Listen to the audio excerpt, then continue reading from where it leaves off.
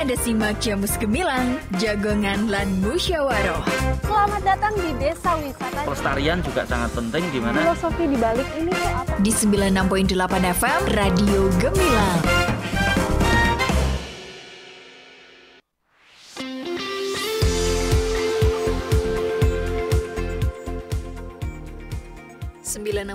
FM LPPL Radio Gemilang, Jendela Musik dan Informasi. Halo Sobat Gemilang, ketemu lagi bareng saya Kalista Apsari, yang kali ini spesial untuk menemani Anda di Jamus Gemilang, Jagongan lan Musyawaroh, dan spesial kali ini bersama sahabat perempuan akan membahas tema yang cukup menarik, catatan tahunan tentang kekerasan terhadap perempuan tahun 2023. Tentunya kalau Jamus Gemilang, Kalista nggak sendirian dong.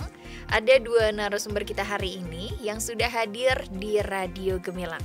Selamat pagi untuk Mbak Evi Nurlaila selaku ini Mbak Evi. Yeah. Selaku Divisi Konseling dan Bantuan Hukum yang ada di Sahabat Perempuan. Apa kabar Mbak Evi? Alhamdulillah, walaupun puasa tetap semangat 45. Wih, harus dong. Oke, di sebelahnya ada juga Mbak Dian Prihatini selaku Divisi Informasi, Dokumentasi, dan Publikasi Sahabat Perempuan. Selamat pagi Mbak Dian. Selamat pagi Mbak Kalista. Oke, apa kabar nih untuk hari ini? Alhamdulillah, sehat juga. Ya, masih semangat juga. Masih puasa pagi dong? Alhamdulillah, puasa.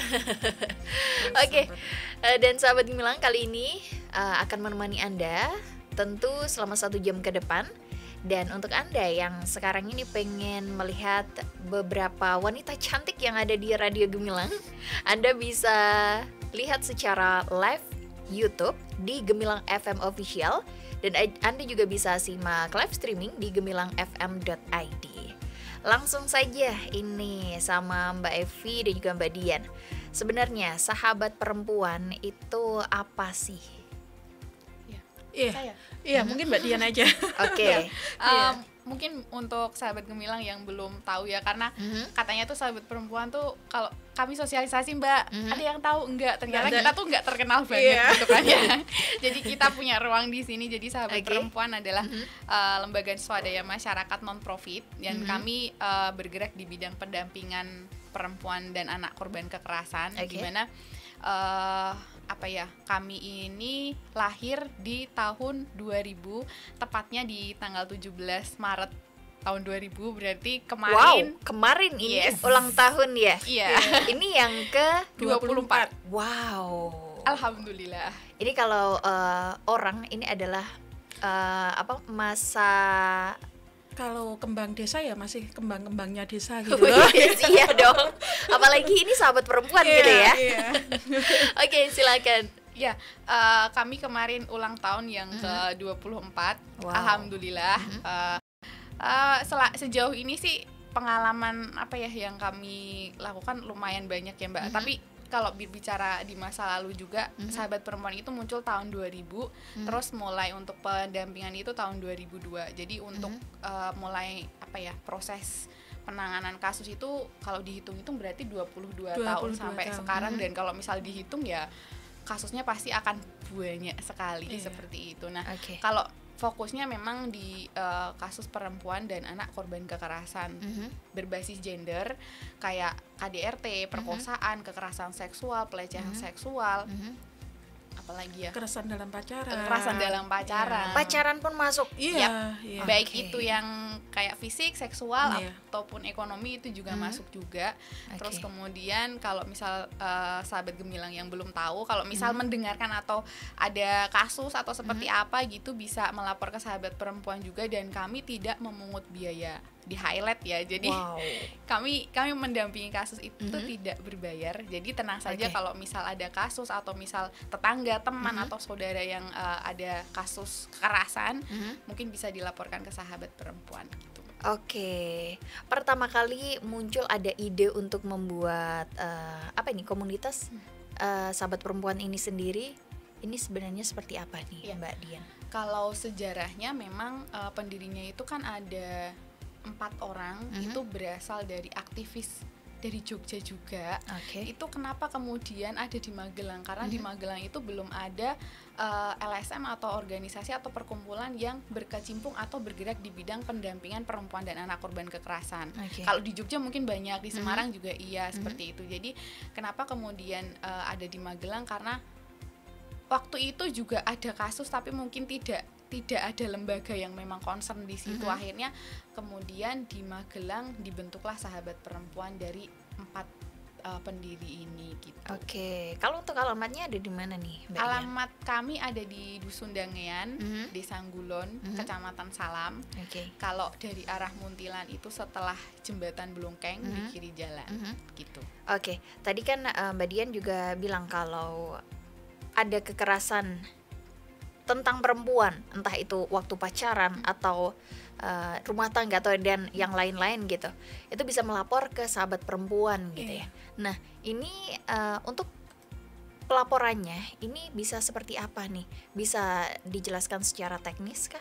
Ya, kalau pelaporan itu kan macam-macam ya Mbak. Ada yang memang mau dibawa ke ranah hukum, ada yang memang cuma datang ke kantor untuk konseling aja, karena kasus yang kita dampingi kan beragam. Biasanya kalau yang KDRT itu biasanya datang untuk konseling di awal ya Mbak ya, atau di awal kalau nggak konseling biasanya konsultasi atau mencari informasi kalau misal mau cerai gimana ya Mbak caranya gitu, syarat-syaratnya apa aja. Kemudian kalau untuk yang lain ya misal kekerasan seksual biasanya kami by phone atau misal jaringan informasinya dia sudah melaporkan dulu misal ke kepolisian, baru habis itu kita pendampingan dari konseling, kemudian pendampingan hukum sampai nanti rehabilitasi sosial.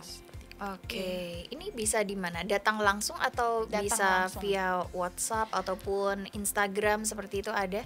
Sejauh ini kalau WhatsApp memang mungkin nanti menghubungi di DM Instagram aja ya, karena kami belum bisa nge-share WhatsApp karena WhatsApp yang kami gunakan memang WhatsApp pribadi dan kayak agak kita nggak bisa share itu. Tapi mungkin bisa ke DM Instagram di Sahabat Perempuan _Magelang gitu, bisa DM juga, atau enggak di nomor telepon juga ada 0293 585 573. Oke, nah untuk tema kali ini catatan tahunan tentang kekerasan terhadap perempuan tahun 2023. Nah sepanjang tahun 2023 ini kegiatan apa saja yang dilakukan oleh Sahabat Perempuan ini sendiri? Boleh Bu Evi, monggo. Oh ya, terima kasih ya Mbak ya.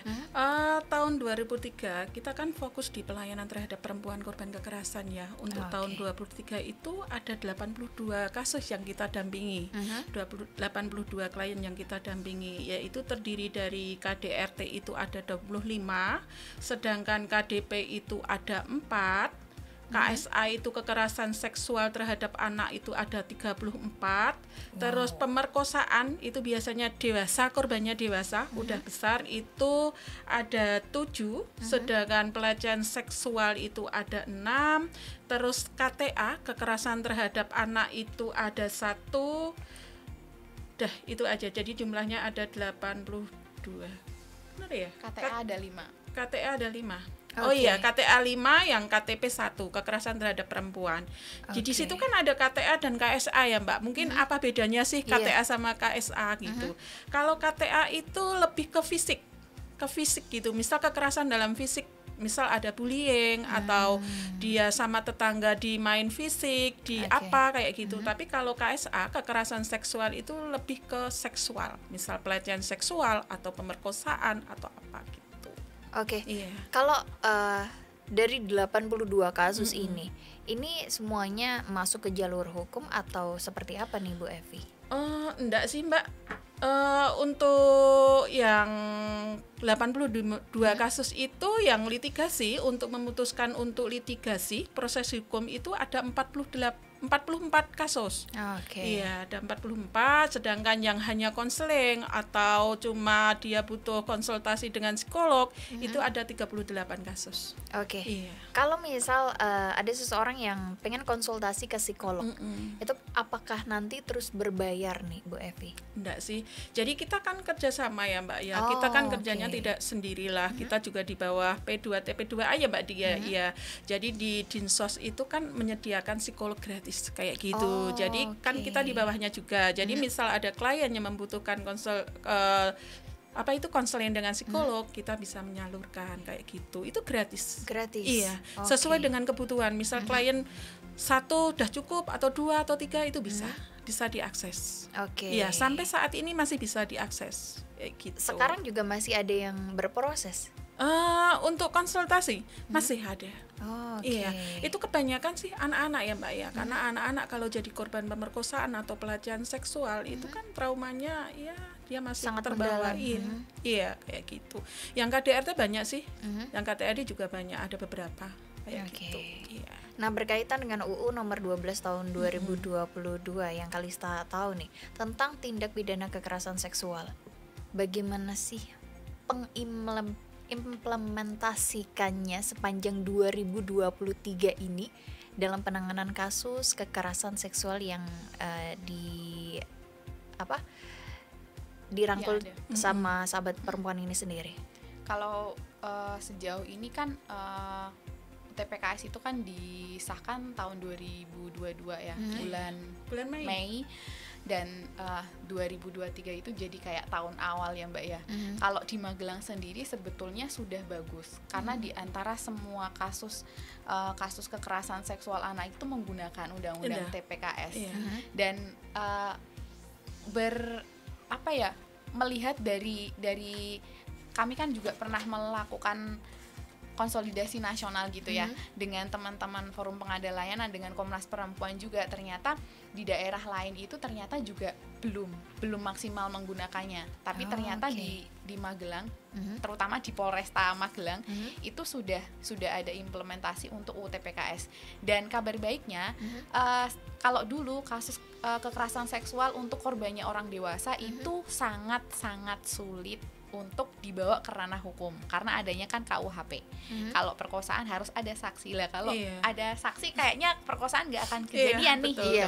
Tapi sejauh dengan UTPKS ini memang ada beberapa yang memang sudah diputus di pengadilan juga untuk kasus kekerasan seksual yang korbannya perempuan dewasa gitu. Kalau dulu kan kita aman nih Mbak, yang kasus kekerasan seksual anak itu kan ada undang-undang perlindungan anak, pastilah lolos gampang banget gitu.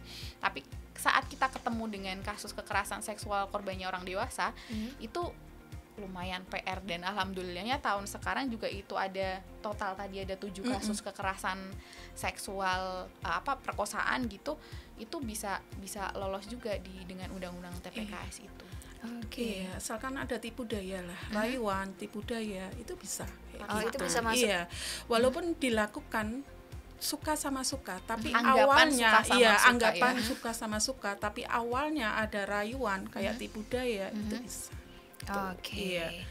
Nah, kebanyakan pelapor ini dari Kabupaten Magelang atau di luar Kabupaten Magelang nih? Jangan dijawab dulu, Bu Evi. Kita akan kembali sesaat lagi karena kita harus break. Dan untuk Anda Sobat Gemilang yang pengen tanya-tanya seputar kekerasan terhadap perempuan, Anda bisa gabung bersama Kalista Apsari di line WA 081578968968. Kita akan kembali sesaat lagi, so pastikan Anda tetap gabung di Radio Gemilang, Cendela Musik dan Informasi. Sesuk baru lulus kuliah kerja apa yo? Aku yo bingung ya, Bud. Nek ana lowongan, kabari yo. Ladalah zaman saiki kok isih bingung golek lowongan kerja toh? Buka aja aplikasi Emakaryo. Emakaryo adalah aplikasi yang diinisiasi Dinas Tenaga Kerja dan Transmigrasi atau Disnaker Trans Provinsi Jawa Tengah untuk menjembatani para pencari kerja dengan pemberi kerja di wilayah Jawa Tengah. Cara aksesnya gampang. Tinggal ketik www.bursakerja.jatengprof.go.id, buat akun, pilih jenis pendidikan, dan tada! Informasi lowongan pekerjaan di seluruh wilayah Jawa Tengah sudah bisa kamu akses. Wah, ternyata gampang ya, Bud. Oh, Tri, aku udah ditambah semangat makaryo nek ngene carane. Iklan layanan masyarakat ini dipersembahkan oleh pemerintah Provinsi Jawa Tengah. Wah, weekend nih. Enaknya ngapain ya? Bro, Goes yuk. Ayo, siapa takut? Oke, siap-siap dulu ya. Bu, aku mau bersepeda dulu ya. Walah, ya udah sana. Hati-hati ya bersepedanya. Biar aman, gunakan isyarat. Pasti Bu. Syaratnya kalau belok kiri, tangan kiri lurus, jari diarahkan ke kiri. Belok kanan, tangan kanan lurus, jari diarahkan ke kanan. Kalau ada lubang, tangan kanan turun, dengan jari telunjuk diarahkan ke bawah jalan Bu. Gitu kan? Masih ada lagi. Kalau berhenti, tangan kanan diangkat ke atas, sembari jari dibuka. Kalau mengurangi kecepatan, tangan kanan diturunkan sambil menaik turunkan jari. Dan yang terakhir, untuk mempersilahkan mendahului, yaitu tangan kanan diturunkan, jari dibuka sembari diayunkan ke depan dan belakang. Walah, ternyata bersepeda juga ada isyaratnya ya Bu? Lah jelas itu, karena bersepeda aman itu dambaan semua orang.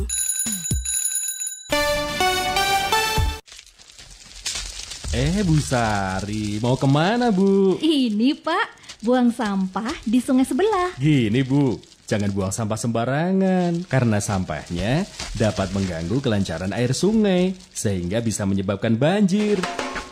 Jaga kebersihan dan kesehatan lingkungan dengan membuang sampah pada tempatnya. Kembangkan bank sampah di lingkungan kita. Jadikan sampah menjadi rupiah dan berkah.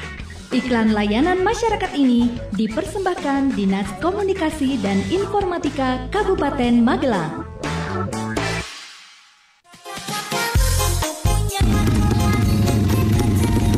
Ih, berisik banget sih.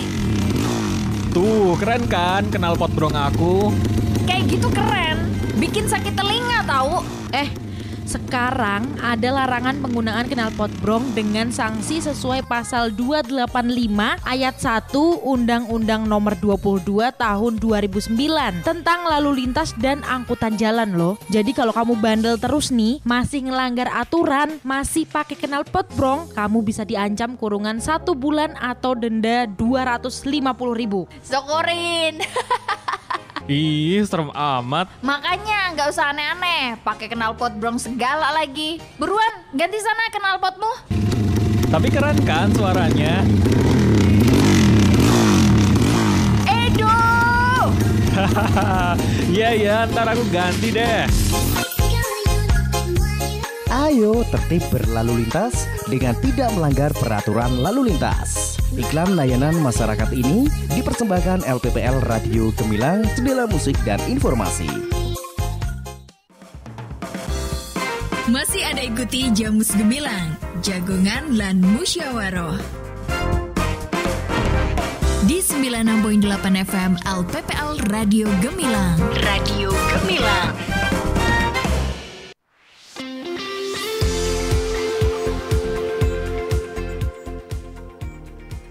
96.8 FM LPPL Radio Gemilang, Jendela Musik dan Informasi. Oke Sobat Gemilang, Anda masih bersama Kalista Hapsari yang kali ini menemani Anda di Jamus Gemilang, Jagongan lan Musyawaroh, dan spesial kali ini bersama sahabat perempuan dengan tema yang menarik, catatan tahunan tentang kekerasan terhadap perempuan tahun 2023. Dan masih Kalista bersama dua narasumber kita kali ini. Ada dua wanita cantik tentunya yang sudah hadir di Radio Gemilang. Ada Bu Evi Nurlaila, ini selaku Divisi Konseling dan Bantuan Hukum, dan juga Mbak Dian Prihatini selaku Divisi Informasi, Dokumentasi, dan Publikasi Sahabat Perempuan. Oke, masih stay ya Mbak Dian dan juga Ibu Evi. Oke, tadi Kalista sempat bahas juga tanya juga nih, yang melapor ini apakah di Kabupaten Magelang saja atau keluar dari Kabupaten Magelang ini ada yang melapor di Sahabat Perempuan sendiri? Monggo bisa dijelaskan? Ya. Kalau untuk kasus yang melapor ke Sahabat Perempuan memang didominasi dari Kabupaten Magelang ya, seperti wilayah kerja Sahabat Perempuan memang di Kabupaten Magelang dari 21 kecamatan gitu. Tapi ada beberapa yang memang berasal dari luar Magelang, kayak misal dari Kulon Progo, kemudian dari Kota Magelang kita juga ada gitu. Tapi memang masih didominasi kasus yang dari Kabupaten Magelang seperti itu. di Kabupaten Magelang aja udah cukup banyak gitu ya. Iya, kalau tadi itu Mbak Evi menyampaikan itu kan ada 82 kasus. Yang dari luar Magelang itu kalau saya tidak salah catat itu ada sekitar 7 atau 6 kasus. Jadi yang dari Kota Magelang, kemudian dari Sleman. Ada yang dari itu juga Solo masuk juga. di Ada sini. yang dari Solo juga. Oh, itu juga masuk di Sahabat Perempuan juga ya? Iya. Itu tentang konseling aja atau pelaporan seperti apa nih? Jadi litigasi juga ya Mbak? Iya, jadi kan gini Mbak, pelaporan polisi itu kan sesuai dengan TKP gitu loh, tempat kejadian perkaranya. Misal dia orang Sleman, tapi TKP-nya di sini Kabupaten di Kabupaten Magelang. Magelang. Itu misal di mana ya? Di Borobudur atau di mana. Nah, itu sesuai TKP-nya kayak gitu. Terus kebalikannya juga, orang Magelang tapi TKP-nya di luar Magelang. Iya, di luar kota. Dia minta pendampingan atau konseling dengan sini, nanti baru kita rujuk yang sesuai dengan wilayahnya kayak gitu. Seperti itu. Iya. Nah, kekerasan terhadap perempuan ataupun perlindungan hukum untuk para korban ini seperti apa nih Mbak Dian? Karena kemungkinan kan banyak nih perempuan ini yang malu atau takut dengan dampak sosialnya ketika ingin melapor. Nah, ini seperti apa menurut kacamata Sahabat Perempuan sendiri? Ya. Kalau dari Undang-Undang TPKS pun juga memang sudah dilindungi juga kan. Maksudnya kalau dulu kita belum ada undang-undang khusus yang melindungi korban kekerasan seksual, sekarang kan kita ada Undang-Undang Nomor 12 Tahun 2022 tentang tindak pidana kekerasan seksual. Jadi di situ itu korban tidak bisa dilaporkan balik oleh terlapornya seperti itu. Jadi kalau ngomongin soal perlindungan itu sudah benar-benar dilindungi banget ya. Maksudnya sekarang untuk perempuan-perempuan di luar sana atau misal korban-korban yang memang mengalami kekerasan seksual, jangan takut untuk melapor karena kita sudah ada undang-undang nih, negara sudah menjamin perlindungan juga untuk korban, sekaligus juga untuk ini Mbak. Kadang kan dari keluarga juga satu mungkin tidak mau melaporkan karena menganggap itu aib gitu. Kita juga harus mengubah mindset itu. Ini bukan aib loh, ini korban loh ya gitu. Kalau misal kita masih berpendapat atau berpikiran bahwa itu aib, juga nggak akan kemana-mana gitu. Yang harus diubah mindsetnya soal itu. Kemudian yang kedua, takut nih kalau nanti dapat intimidasi dari pihak pelaku karena pelakunya nih orang kaya nih, punya jabatan tinggi, punya kuasa dan lain-lain. Kita punya lembaga perlindungan saksi dan korban juga gitu. Kita bisa menghubungi itu kalau memang dibutuhkan perlindungan untuk korban, saksi dan juga keluarganya seperti itu. Jadi kita ya tenang aja, udah ada undang-undangnya nih, negara melindungi teman-teman yang sedang menghadapi masalah soal kekerasan seksual gitu. Jadi tenang aja, nggak usah takut untuk melapor gitu. Daripada nanti ini udah kejadian nih, nggak lapor karena takut dan lain-lain, nanti bakalan kejadian lagi. Belum lagi nanti ternyata ada korban yang lain lagi seperti itu. Jadi kita juga harus memutus rantai kekerasan gitu. Berhenti di kamu aja deh. Kamu maksudnya bukan kemudian gimana-gimana ya, tapi sekarang untuk kita sendiri, semoga nanti bermanfaat juga untuk yang lainnya seperti itu. Kalau menurut Ibu Evi sendiri seperti apa Bu? Sama Mbak Dian. Jadi ada beberapa kasus emang yang kita dampingi. Awalnya dia tidak mau melapor karena satu yaitu aib. Jadi dari keluarga sendiri tidak ada dukungan atau dorongan. Ini harus dilaporkan. Ini udah masuk ranah hukum kayak gitu. Tapi karena ketidaktahuan, jadi ya keluarga masih ada malu gitu loh. Nanti aibnya terbuka setelah kita masuk, kita konseling. Kita kan kegiatannya tidak hanya konseling ya Mbak ya. Jadi misal kita pertama konseling, assessment, kita juga ada home visit, pendekatan lah secara kekeluargaan kayak gitu. Setelah kita kasih pengertian dan lain-lain, akhirnya keluarga bisa memutuskan. Jadi ada kemantapan tersendiri gitu loh. Saya berani lapor, oh ternyata setelah ada pendekatan kayak gitu. Iya. Kalau untuk pengimplementasian UU TPKS ini sendiri, ini ada kendala yang dihadapi seperti itu apa enggak sih? Kendala itu pasti ada ya Mbak ya. Iya pasti. Boleh diceritain dong Bu Evi.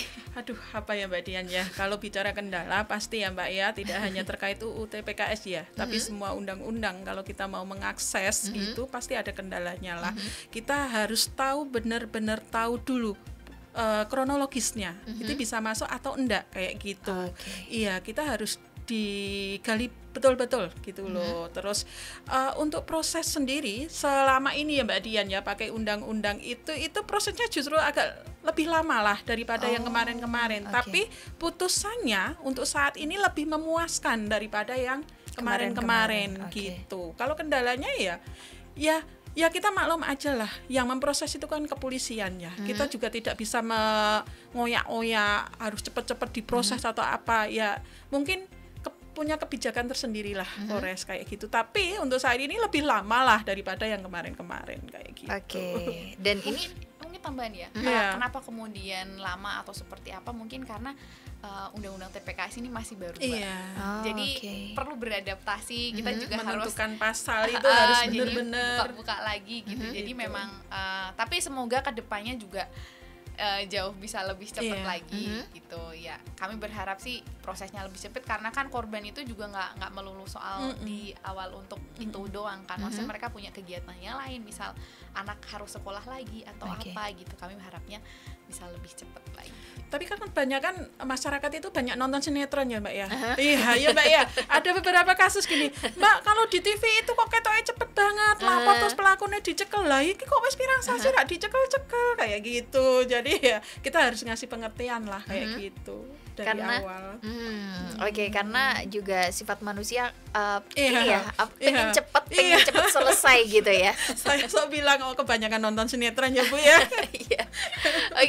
Kalau dari aparatur penegak hukum nih terkait dengan pengimplementasian UU TPKS ini, apakah ada dukungan juga nih Mbak Dian? Kalau dukungan sekarang alhamdulillah sudah ya. Dari kalau kami kan memang kerjasamanya dengan kepolisian dari Polresta Magelang kan.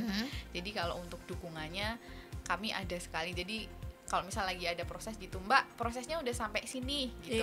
Terus kira-kira pakai, kadang tuh gini Mbak, kalau misal lagi ngobrol apa gitu, baiknya pakai ini aja Mbak, harus ini, nyari ini, kira-kira yang, jadi koordinasinya kan sudah bagus ya.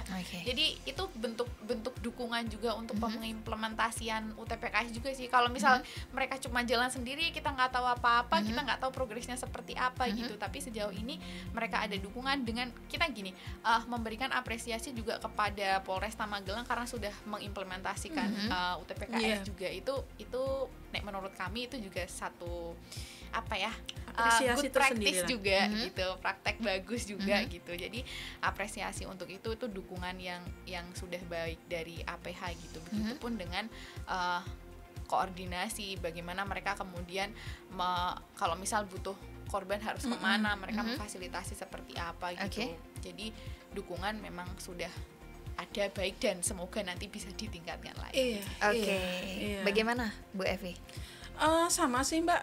Iya, terkait selama ada undang-undang UTPKS ini kita sekarang muncul restitusi Mbak. Gitu. Kalau dulu-dulu ada sih sebenarnya restitusi dari dulu ada, tapi di undang-undang ini lebih ditekankan gitu loh. Ada beberapa itu kan ada 44 kasus ya Mbak yang litigasi, yang proses hukum itu kan ada 25 yang sudah putusan dan ada beberapa 3 ya Mbak Dian ya, kalau tidak salah 3 itu yang mendapatkan restitusi, kita pengajuan restitusi gitu loh. Iya, itu lebih ditekankan di undang-undang UTPKS gitu, kita beranilah mengeksplor terkait restitusi gitu. Mungkin bisa nambahin Mbak, mungkin untuk sahabat Gemilang yang mungkin belum tahu restitusi apa sih? Jadi kayaknya asing banget gitu ya. Sebenarnya itu adalah hak yang dimiliki korban untuk kayak kalau orang kasarnya bilang tuh kayak ganti rugi gitu loh Mbak. Tapi hukum tetap jalan, tapi hak korban untuk mendapatkan haknya. Misal gini, selama dalam proses hukum berjalan atau misal karena kekerasan seksual itu kerugian apa yang dialami? Gitu, misal dia sakit, kemudian tidak kerja untuk proses hukum kayak gitu. Jadi itu bisa diajukan nanti biasanya minta tolong lewat LPSK juga. Kemudian nanti ada rinciannya nih, kira-kira kerugiannya apa aja, nanti diajukan, tapi yang memutuskan nanti di PN pengadilan negeri gitu, nanti goal atau enggak gitu. Nah itu kita sudah ada 3 yang goal ya Mbak ya. Ada 3. Jadi kalau orang bilang nih, wah ini ya ganti rugi atau misal apa sih dikasih uang terus akhir selesai. Enggak gitu. Hukum tetap jalan tetap nih. jalan. Tapi korban punya hak untuk itu gitu. Jadi jangan disalahartikan bahwa ini wah udah dikasih duit berarti kasus nggak bisa diselesaikan secara hukum. Nah, justru restitusi ini muncul setelah kasus ini sudah masuk ke pengadilan kemudian baru diputuskan seperti itu. Tapi kita juga lihat pelakunya juga sih Mbak. Pelakunya misal kita mintai restitusi bisa bayar atau enggak kayak gitu. Ketika itu tidak bisa. Iya, jadi kita lihat sikon itu kalau ketika tidak bisa itu masih jadi PR juga. Jadi kayak ibaratnya kayak menggantung gitu ya. Betul. Jadi sebetulnya kalau berbicara soal kendala di lapangan untuk implementasi TPKS salah satunya sebetulnya apa Mbak realisasi dari restitusi ini juga karena sudah diputus untuk korban dapat hak nih sekian rupiah seperti itu. Tapi ternyata di faktanya korban tidak segera untuk mendapatkan. Nah, kami dalam waktu dekat memang berencana untuk audiensi dengan Kejaksaan Negeri Kabupaten Magelang terkait bagaimana sih nanti kalau misal itu sudah diputuskan harus seperti apa. Oke, Mbak Dian dan juga Mbak Evi, sepertinya sudah ada yang bergabung bertanya di line WA-nya Gemilang FM di 081578968968. Selamat siang, saya Dina di Salaman. Mohon maaf, saya memakai nama samaran ya. Kalau selalu diancam sama pacar dan banyak larangan, apakah ini juga termasuk bisa dilaporkan? Karena saya ini tidak nyaman nih dengan hubungan ini, tapi susah untuk putus. Ini seperti apa tanggapan Mbak Dian atau Ibu Evi sendiri? Kita juga harus lihat sih. Kalau itu jelas itu kekerasan dalam pacaran ya. Kayak sebetulnya hal-hal yang sebenarnya simpel kayak posesif itu kan bagian dari kekerasan dalam pacaran juga. Apalagi kalau ini sudah menyangkut ada ancaman ya. Ada ancaman? Terus apalagi tadi Mbak? Larangan dan gitu. lain-lain itu kan bagian dari posesif juga. Kalau misal dilaporkan mungkin bisa konsultasi ke sahabat perempuan. Tapi kalau misal dilaporkan ke kepolisian, kita melihat dulu nih ancamannya seperti apa. Bentuknya apa. Kalau misal sudah mengancam nyawa, itu bisa jadi dengan KUHP juga. Tapi kalau di PKS memang tidak bisa ya. Kalau konteksnya di seksual mungkin bisa. Tapi kalau di luar itu mungkin dengan undang-undang yang lain seperti itu. Oke. Nah, seperti itu kan bisa nih. Kalau ancamannya tuh lewat ngobrol kayak gini, seumpama ngobrol gini nggak ada bukti juga.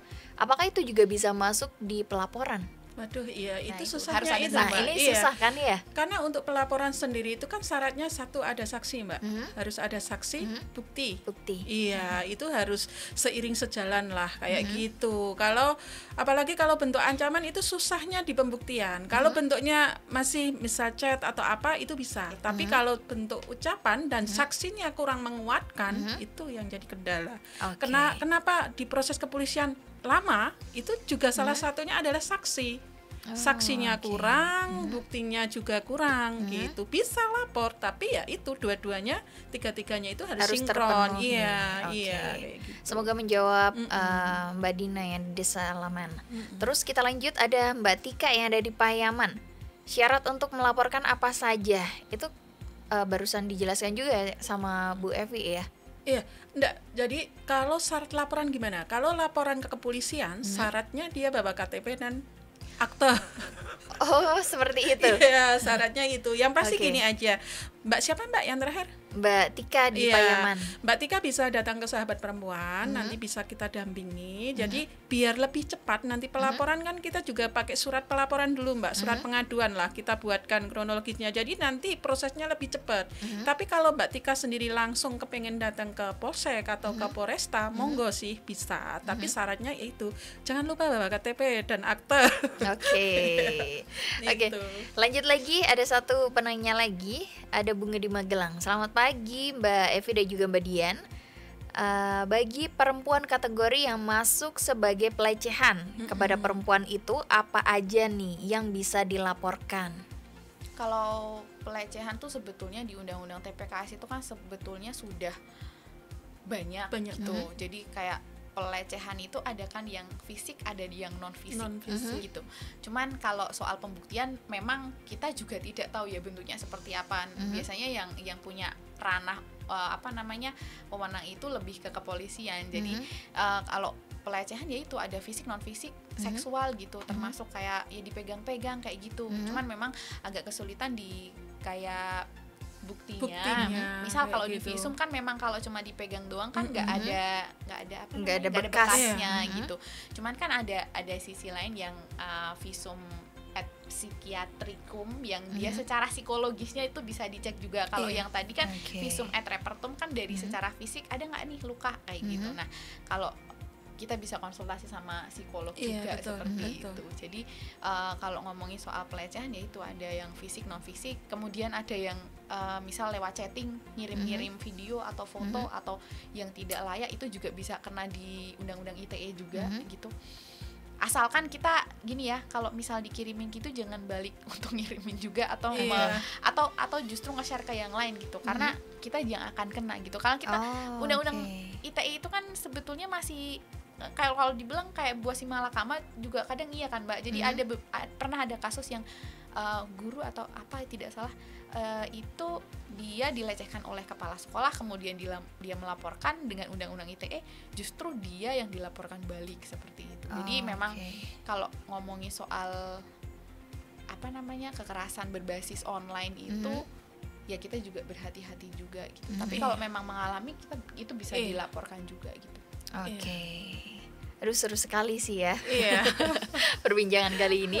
Dan tapi kita harus break dulu. Untuk ada sahabat Gemilang masih dibuka kesempatan buat yang pengen bertanya-tanya seputar kekerasan terhadap perempuan. Dan jangan lupa tetap gabung barengan Kalista Apsari di Jamus Gemilang, Jagongan lan Musyawarah di 96.8 FM LPPL Radio Gemilang, Cendela Musik dan Informasi. Blay iki ono turis mrene. Excuse me, sir. Yes. Where can I tour sightseeing nature in Magelang? Yes. What? Yes. Bus, kongmung yes wae. Kuwi pengen delok destinasi wisata nang Magelang. Kondonut wae aplikasi Jelajah Magelang. Mau kunjungi destinasi wisata di Magelang? Download aja aplikasi Jelajah Magelang di Play Store. Bagi Anda yang ingin juga mencari produk UMKM di Kabupaten Magelang atau mau promoin produknya secara gratis, klik aja s.id Jelajah Magelang. Bisa juga di jelajah.magelangcup.go.id. Alright, let's go and jelajah Magelang. Download sekarang. Iklan layanan masyarakat ini dipersembahkan oleh Dinas Komunikasi dan Informatika Kabupaten Magelang. Aduh, Yong, Bu. Ya ampun, Bapak nggak apa-apa? Dok, sini Dok. Iya Bu. Ya ampun, Bapak kenapa? Bapakmu jatuh, Dok. Dang telepon ambulans cepet ya. Iya Bu. Bapak bangun, Pak. Kok lama banget, Dok? Dang telepon ambulans cepetan. Sabar Bu, saya search Google nomor telepon ambulans deket-deket sini dulu ya. Yalah, lemot banget toh kamu, Dok. Iki darurat. Ngapain nyari Google? Langsung telepon call center 112 aja. Oh, iya Bu.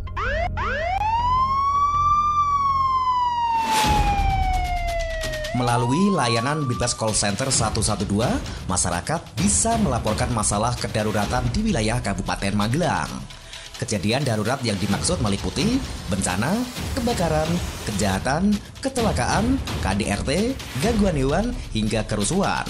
Masyarakat bisa menghubungi call center 112 melalui pesawat telepon maupun telepon genggam. Bahkan tetap bisa melakukan panggilan darurat dalam kondisi phone lock atau layar telepon genggam terkunci. 112, selamatkan jiwa. Iklan layanan masyarakat ini dipersembahkan oleh 96.8 FM LPPL Radio Gemilang, Cendela Musik dan Informasi. Hah, piye to iki? Apa-apa pajak? Jan, tobat. Napa to Mas Seh? Esok-esok kok ngudung rezekine engko gondol terwelu lho. Nah, iki lho. Mosok jenis hiburan saiki kon bayar pajak barang. Mas Seh, bayar pajak yo ora oke banget kok. Coba dihitung. Piye le ngitung? Ngene lho le ngitung. Besaran pajak sama dengan tarif pajak kali DPP. DPP yo iku dasar pengenaan pajak. Oh, ngono. Ya wes. Kasek Mas Seh, urung rampung iki le nerangke. Oh Yo, lanjutkan.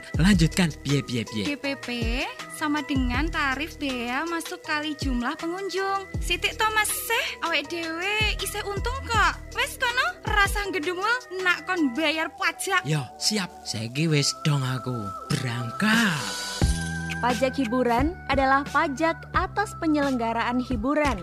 Semua jenis tontonan, pertunjukan, permainan, dan atau keramaian yang dinikmati dengan dipungut bayaran. Pembayaran dapat dilakukan melalui teller, ATM, internet banking, dan QRIS Bank Jateng. Atau dapat dilakukan di toko modern dan e-commerce terdekat. Iklan layanan masyarakat ini dipersembahkan oleh Badan Pendapatan Pengelolaan Keuangan dan Aset Daerah BPPKAD Kabupaten Magelang dan 96.8 FM LPPL Radio Gemilang.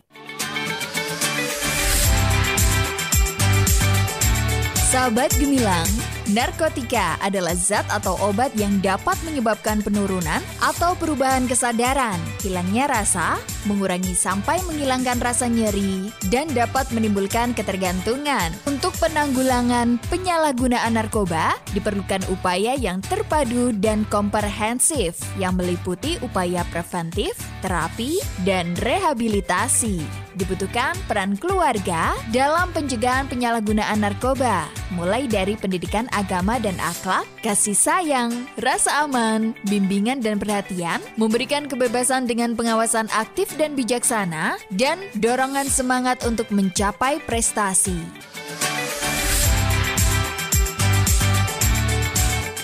Ayo, hindari narkoba demi masa depan yang lebih cerah. Iklan layanan masyarakat ini dipersembahkan oleh Diskominfo Kabupaten Magelang dan 96.8 FM LPPL Radio Gemilang, Jendela Musik dan Informasi.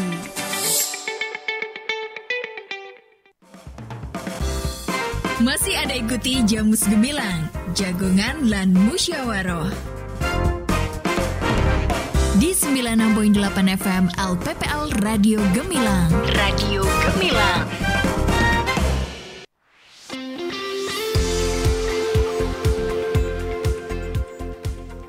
Sobat Gemilang masih bersama Kalista Hafsari yang kali ini menemani Anda di Jamus Gemilang Jagongan lan Musyawaroh.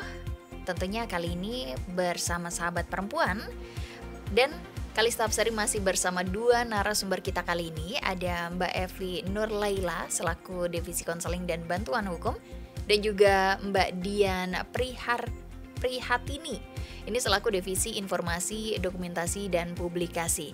Dan dengan tema yang menarik juga, catatan tahunan tentang kekerasan terhadap perempuan tahun 2023. Mbak Evi dan Ibu Evi dan juga Mbak Dian masih stay dan masih semangat juga ya. Ya, alhamdulillah.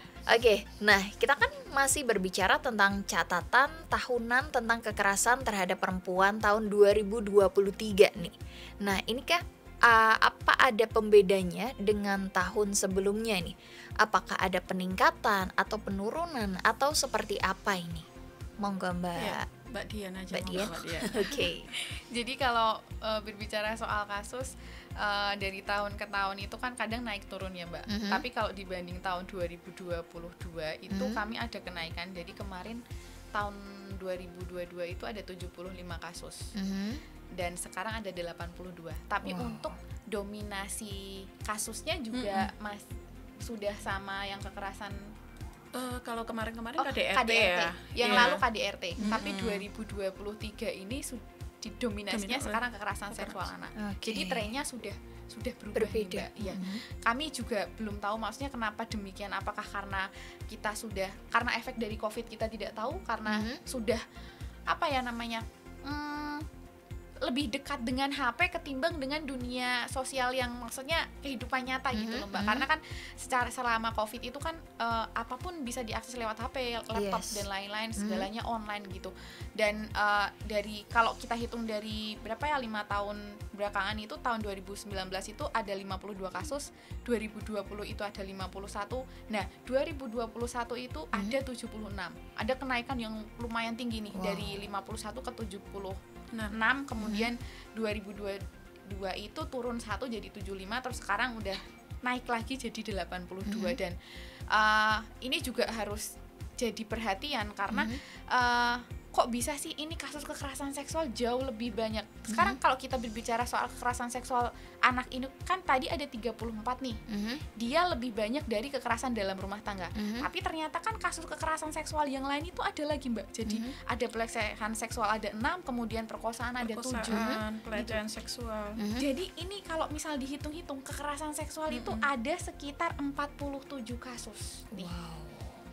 Ini bukan lumayan, ini luar biasa sih kalau menurut saya. Maksudnya bahkan kalau kita cerita, Mbak, itu nggak di Magelang kan, kalau kita lagi sosialisasi, ini di Magelang aja gitu. Dan orang-orang taunya di Magelang tuh yang adem ayem nggak ada. Kita juga jangan menutup mata ya. Maksudnya bukan kita menakut-nakuti, tapi kita lebih waspada aja gitu. Karena untuk pelaku kekerasan seksual itu juga bukan orang luar gitu, justru gitu Mbak. Orang-orang terdekat. Mbak Evi mungkin bisa cerita siapa pelakunya. Iya.